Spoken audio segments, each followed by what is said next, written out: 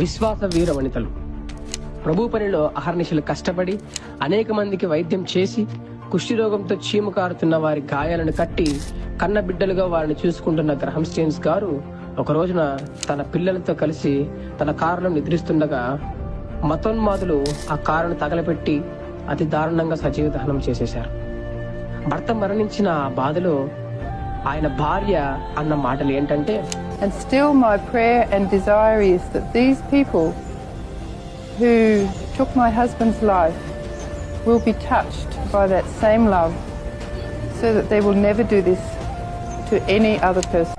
అలాగే క్రీస్తు సైనికుడు క్రీస్తు కోసం వీరోచితంగా పోరాడినటువంటి ప్రవీణ్ పగడాల గారిని మతోన్మాదులు అతి దారుణంగా కొట్టి చంపేసి మద్యం త్రాగి మరణించాడు అని తప్పుడు వార్తను సృష్టించినా కూడా తన భర్తను చంపిన వారిని క్షమిస్తున్నా అని చెప్పిన విశ్వాస వీర వనిత జెస్సికా గారు. We are not here to take revenge. We are here to forgive everybody.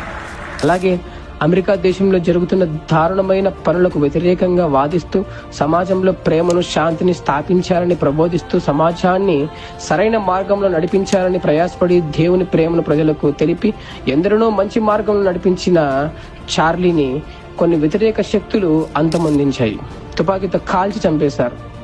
అయినప్పటికీ ఆయన భార్య ఎరికా గారు మాట్లాడుతూ, నా భర్తను చంపేసి పెద్ద తప్పు చేశారు. ఆయన మరణించిన ఆయన భావజాలం, ఆయన ఆశయాలు మరణించవు. ఎల్లప్పుడూ ఆయన ఆశయాలను మేము ముందుకు తీసుకుని వెళ్తాం అని ఎంతో మనోధైర్యంతో మాట్లాడారు. క్రైస్తవులారా, తమ సొంత వారిని కోల్పోయినప్పటికీ వారు విశ్వాసంలో నిలకడగా ఉంటూ ఎందరినో బలపరుస్తూ దేవుని వైపుకు అనేక మందిని త్రిప్పుతూ విశ్వాస వీర వనితలుగా మన ముందు ఉన్నారు. ఎలాంటి పరిస్థితి మనకు ఎదురైనా వీరిలాగా దేవుని మీద విశ్వాసం వదలకుండా మనకు ఏమి ఉన్నా లేకున్నా ఎల్లప్పుడూ దేవునికి నమ్మకంగా ఉంటూ మనం కూడా విశ్వాస వీరులం అవుదాం.